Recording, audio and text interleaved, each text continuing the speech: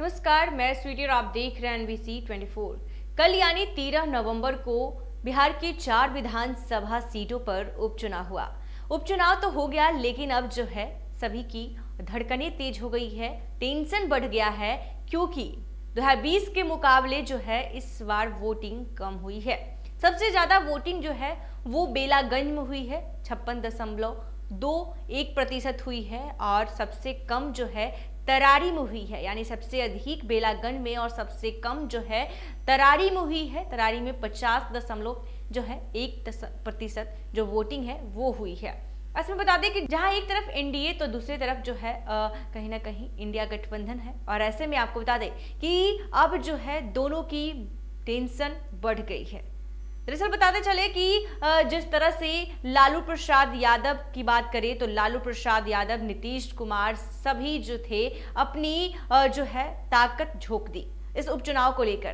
तो काफी ज्यादा लोगों ने जो है बड़ी बड़ी सभा किया, संबोधन किया, और इसके साथ ही कल यानी 13 नवंबर को जो है कहीं ना कहीं जिस तरह से एम्स का जो है शिलान्यास करने के लिए देश के प्रधानमंत्री नरेंद्र मोदी भी बिहार में ही मौजूद थे। इसके बावजूद भी जो है कहीं ना कहीं इस बार जो वोटिंग की जो प्रतिशत है वो कम देखी गई। आखिर जिस तरह से कई जगहों से ऐसी भी तस्वीरें निकलकर सामने आई कि पुल नहीं, पुलिया नहीं तो वोट नहीं। कई जगह बहिष्कार किया गया वोट का, क्योंकि काम नहीं तो वोट नहीं, लोगों ने ठान रखा था। तो कहीं ना कहीं इसके बाद जो है अब इसे 25 के विधानसभा चुनाव पर कहीं ना कहीं इसे सेमीफाइनल माना जा रहा था विधानसभा चुनाव से पहले। लेकिन अब जो है जिस तरह की जो बातें हैं वो निकल के सामने आ रही है कि बिहार विधानसभा के उपचुनाव में बड़े नेताओं के चुनाव प्रचार में उतरने के बावजूद जनता ने उदासीनता दिखाई है। 2020 के मुकाबले इस बार कम वोटिंग हुई है। राजनीतिक जानकारों का कहना है कि कम वोटिंग का कारण यह भी हो सकता है कि अगले साल विधानसभा का चुनाव है और 4 विधानसभा सीटों से सरकार की सेहत पर भी कोई असर पड़ने वाला नहीं है। इसलिए जनता ने बहुत ज्यादा उत्साह नहीं दिखाया है। सभी दल जीतने का दावा जरूर करें, लेकिन राजनीतिक दलों की चिंता निश्चित रूप से बढ़ गई है। राजनीतिक विशेषज्ञ जो है वो कहना है सभी का कि अगले साल 25 के विधानसभा चुनाव है और यह उपचुनाव का उसका सेमीफाइनल माना जा रहा है, इसलिए सभी को प्रतिष्ठित दांव पर लगी हुई है। बिहार में महागठबंधन तेजस्वी यादव के कंधे पर चल रहा था, लेकिन जब लगा कि बात नहीं बनेगी तो लालू प्रसाद यादव भी चुनावी मैदान में उतरे। वहीं दूसरी तरफ प्रधानमंत्री मोदी ने भी अंतिम दिन बिहार में कार्यक्रम कर पूरे गेम को अपने पक्ष में करने की कोशिश की। इसका लाभ एनडीए को मिल सकता है। प्रशांत किशोर को भी इस बार टेस्ट हो जाएगी, क्योंकि दावा उनकी तरफ से भी बहुत किया जा रहा है।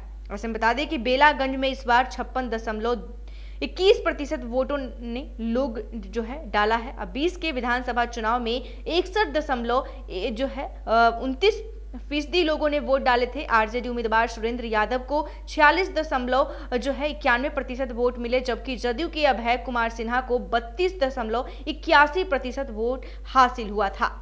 2020 के मुकाबले उपचुनाव में लोगों ने कम वोटिंग की है। 2015 में भी सुरेंद्र यादव ही यहां से जीते थे। इस बार उनके बेटे विश्वनाथ यादव चुनाव मैदान में है, जबकि जदयू ने मनोरमा देवी को लड़ाया है। प्रशांत किशोर की पार्टी जनसुराज के उम्मीदवार भी चुनावी मैदान में है। तो ऐसे में बता दें कि इमामगंज विधानसभा सीट पर इस बार 51.01% वोटिंग हुई, जबकि 2020 में 58.64% लोगों ने वोट डाले थे।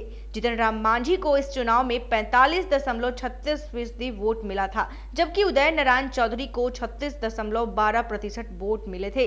जितन राम मांझी ने 2015 में भी इस सीट से जीत हासिल की थी। उपचुनाव में जितन राम मांझी ने अपनी बहू दीपा मांझी को उतारा है, तो वही राजद ने भी नए उम्मीदवार रोशन मांझी को उतारा। तो प्रशांत किशोर ने जनसुराज से जो है इसकी लड़ाई जो है दिलचस्प करा दिया।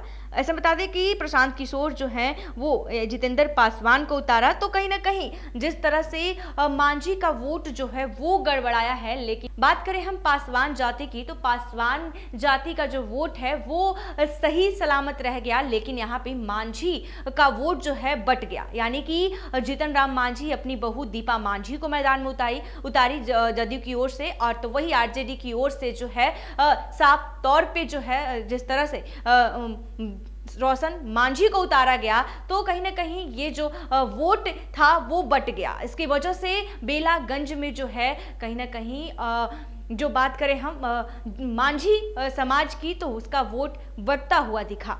तो साफ तौर पे बात हम करें रामगढ़ विधानसभा सीट पर तो रामगढ़ विधानसभा में 54.2% वोटिंग हुई, जबकि 2020 में 63.80% मतदान हुआ था। तो ऐसे में आपको बताते चले तरारी की हम बात करें तो तरारी विधानसभा सीट पर इस बार 50.10% वोटिंग हुई, जबकि 2020 में 55.35% मतदान हुआ था। तो बता दें कि सबसे जो ज़्यादा वोटिंग हुई है 56.21% वो बेलागंज में, और सबसे कम जो है तरारी में 50% ही जो वोटिंग है वो हुई है। तो ऐसे ही तमाम खबरों के लिए देखते रहे NBC 24। धन्यवाद।